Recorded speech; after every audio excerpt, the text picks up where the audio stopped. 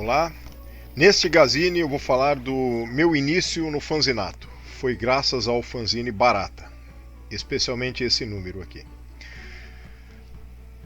Resumidamente, eu já falei isso no Gazine em que eu abordo o Zine Tributo ao Ficção do Edson Rontani, mas eu vou resumir novamente. Em 1986 eu ingressei na Federal de Goiás no Instituto de Artes. Eu fiquei 1 ano e meio lá. Devido às greves constantes, aos baixos salários dos professores, eu acabei entre esse vai e vem do estado de São Paulo a Goiás, optando por desistir do curso e ingressar num outro curso aqui em São Paulo, na Fundação Armando Álvares Penteado, na FAAP. Na época eu acabei conseguindo uma bolsa que variava entre 50% a 70% de desconto por não ter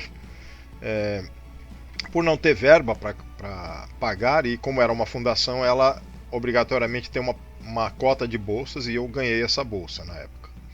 E lembrando que apesar da inflação que começou a galopar no final da década de 80 para 90, e eu fiquei de 87 a 92 fazendo o curso de licenciatura em Educação Artística Plena, ainda assim os valores das mensalidades não eram tão altos como hoje em dia são em várias instituições, como até mesmo na FAAP, mas não era. Era um pouquinho mais caro que o curso de artes do Mackenzie, que eu me lembre, e ambos não eram caros na época, mas mesmo assim, como um aluno inicial de artes, como um jovem fazendo faculdade, eu não tinha verba, né? Então a gente se virava, e a bolsa, se não fosse ela, realmente eu não teria feito. Antes de entrar, então, em meados de 87 na FAAP, onde eu prestei, no final de 86 para 87, eu conheci o Flávio Calazans num sebo em Santos. E neste sebo, na verdade, antes de conhecê-lo, eu estava conversando com um dono do sebo, ou com alguém ali, não me lembro quem, sobre o meu cansaço de super-heróis, de desenhar. Quer dizer, eu não estava mais fazendo quadrinhos de super-herói como eu fazia na adolescência, e havia cansado disso e queria outras paragens na área dos quadrinhos. Foi daí que o Flávio Calazans, me escutando, se apresentou, perguntou se eu sabia o que era fanzine, e eu não sabia. Na verdade, eu não sabia o termo, mas eu vou explicar para vocês uma curiosidade também. E aí ele me apresentou, depois eu fui conhecer as reuniões que eles faziam, e participando das reuniões dele e de outros alunos que eram alunos da Unisantos, alunos da área de publicidade, eu participei das reuniões e, por fim, fazendo 3 histórias em quadrinhos, consegui meu ingresso na publicação dos fanzines, nesse número que está como número 0, mas na verdade seria o número 13, se eu não me engano. Isso, provavelmente o 13. Eu não tenho certeza se é o 12. Não, o 12 não. O 12 está aqui, então seria o 13. Mas como era uma edição especial só de quadrinhos, eles consideraram 0 em vez de escrever especial. Mas tudo bem, era só quadrinhos. Por quê? Porque o fanzine Barata, inicialmente, ele trazia quadrinhos, cartoons, charges e textos e poesias. Ele tinha uma mescla, não só quadrinhos. Aqui, por exemplo, quadrinhos, texto, imagem, ilustração, poesias. Ele tinha essa miscelânea de expressividades, expressões artísticas que não se limitavam apenas aos quadrinhos. Era um fanzine pioneiro, né? E vocês podem ver esses números aqui, que são 7 e 8, eu ganhei posteriormente, quando eu ingressei. Na época eu não havia comprado. Aliás, eu não conhecia ainda o fanzine Barata, eu não conhecia o termo fanzine, mas poucos anos antes, talvez 1 ou 2 anos antes, nas mãos de um grande amigo meu, hoje infelizmente falecido, o Baturité, Natal de Oliveira, foi amigo de infância de escola, jogavam basquete juntos, e há alguns anos ele teve um AVC, provavelmente, e faleceu. Mas enfim, essa história é só para ilustrar que era um amigo muito inteligente, e ele estava andando no litoral. A gente se encontrava de vez em quando andando na beira da praia do litoral aqui, da região de São Vicente, né? Que é litoral Santos, São Vicente, Praia Grande, essa região toda é um litoral que é uma grande ilha, né? Sob a Serra do Mar, né? Onde os pioneiros vieram de Portugal ao Brasil e fundaram a primeira vila fundada do Brasil, que é São Vicente. Oficialmente é a primeira cidade, mas na verdade vila, que teve a Câmara Municipal inaugural do Brasil. Tá? Mas só essa é uma parte histórica, tanto que tem uma escola aqui que tem um símbolo que é a célula máter do Brasil, que seria isso, né? A célula mãe do Brasil. Mas, enfim, ele estava andando, a gente se encontrou no caminho e ele estava com provavelmente esses dois. Um deles eu tenho certeza que ele estava, o outro não sei se era esse número, mas provavelmente sim, porque eu lembro dos cartoons. E aí ele me apresentou e eu comecei a ler. Depois ele me emprestou também. E eu comecei a ler e vi que era algo diferente dos quadrinhos tradicionais, né? Inclusive algumas HQs inteligentes, reflexivas, né? Filosóficas, e como essa aqui, baseada num filósofo Kierkegaard, né? Tem esse cartoon muito interessante deles também, esse aqui é do Calazans mesmo, fazendo uma brincadeira em que uma pessoa fala para um pesquisador, para um paleontólogo talvez, um arqueólogo, não seria um mamute? Achei um crânio humano anencefálico. E aí o outro fala para ele, não seria um mamute? Bem claramente parece um elefante, um paquiderme, um mamute. E ele responde, não me contradiga, formei-me em Santos. Quer dizer, umas brincadeiras críticas que eles faziam com eles mesmos, né, na formação deles, etc. Mas então é isso, ele me apresentou essas revistas em quadrinhos que ele havia comprado na banca da rodoviária de Santos. Essa banca ainda existe, mas não é mais uma banca, como a maioria das bancas não são mais. E eu vim a saber depois, eles deixavam os fan-editores Calazans e a trupe, né, o grupo, deixava os fanzines lá sob consignação, né, para revenda pela banca, e ele acabou comprando, adquirindo lá numa das idas que ele passou a São Paulo, voltou.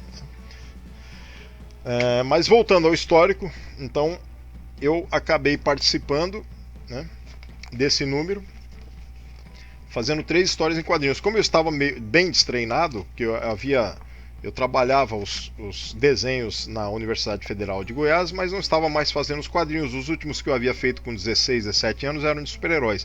Estava mais nas ilustrações, embora continuasse lendo gibis e quadrinhos. Eu acabei pegando um roteiro que um dos integrantes do Barata me enviou, que é o Fernando Feijó. Ele é da Praia Grande, eu não sei se ele se mudou mais, não tenho contato com eles mais, mas ele me mandou um roteiro sobre um político, né, um político corrupto.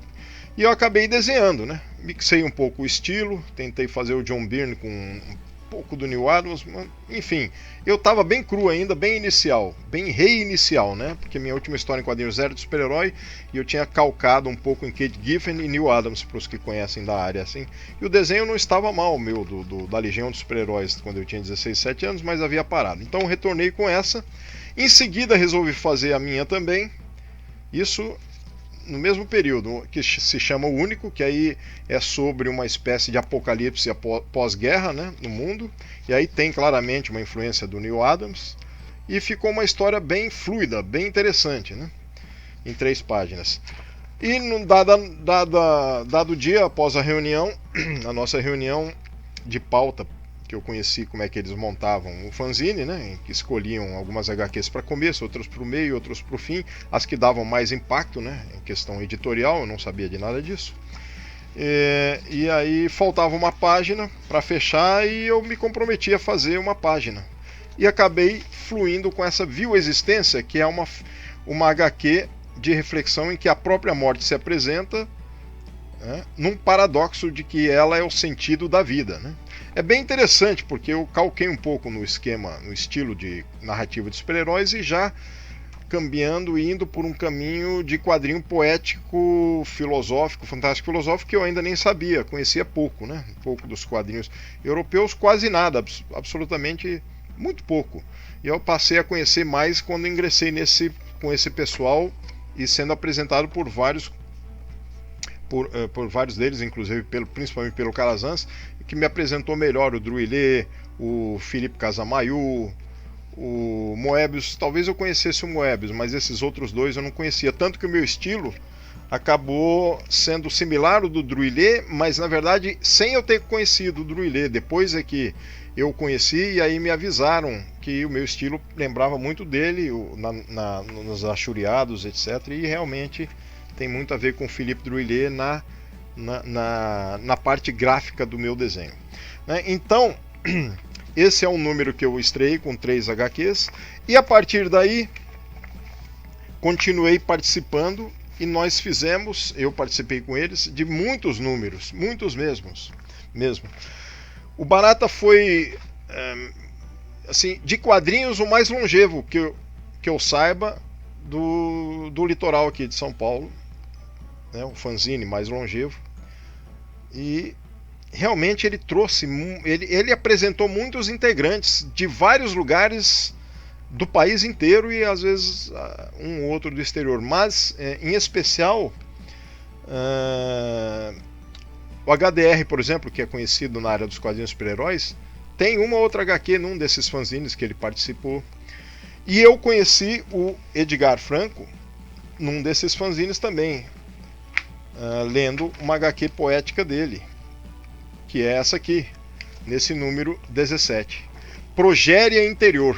Quando eu bati os olhos nessa HQ, nesse estilo, que me lembrava um pouco o estilo poético e o meu estilo, eu fiquei intrigado e fui verificar o endereço, porque nos Barata havia os editoriais e os endereços escritos muitas vezes à mão para que a gente pudesse se comunicar por correio, né? Não havia internet, pelo menos no Brasil, nem no computador pessoal. A internet obviamente já estava em andamento lá nos Estados Unidos, o exército, na área militar, né? Mas nesse período ainda estava no Brasil, ainda não conhecíamos nada disso, né? Esse aqui, por exemplo, é de 1993. Este aqui, o inicial, o número 0, é de 1986 para 87, tá? Se eu não me engano, em 87 mesmo. Tem aqui já foi batido a máquina de escrever, né, o editorial final aqui, né, com índice e tudo mais. Os fanzines eram impressos geralmente na Faculdade de Santos, né, numa espécie de máquina de offset, mas com a matriz sendo um cartão, um papelão de matriz, não uma chapa de metal, uma chapa de papelão, se eu não me engano. Bom, enfim, e aí eu vi o endereço do Edgar Franco aqui e vi que era Ituiutaba, a mesma cidade que eu havia nascido. Daí passamos a nos corresponder, né? E isso, se eu não me engano, eu narro no meu Gazine, em que eu falo do irmão siameses. Eu devo ter falado sobre isso, é que eu não me recordo agora em qual dos Gazines. Depois eu tento colocar aqui o link embaixo do vídeo, né? Na descrição. Enfim, aí foram muitos números, né? E cada número uma capa diferente. A número 15 fui eu que fiz a capa. A do 16, por exemplo, o Henri Appelt, né? Esse aqui é do Alexandre Barbosa, aqui da região também. Essa capa é do Calazans. Essa aqui é do Laudo, que participou vez ou outra também, né?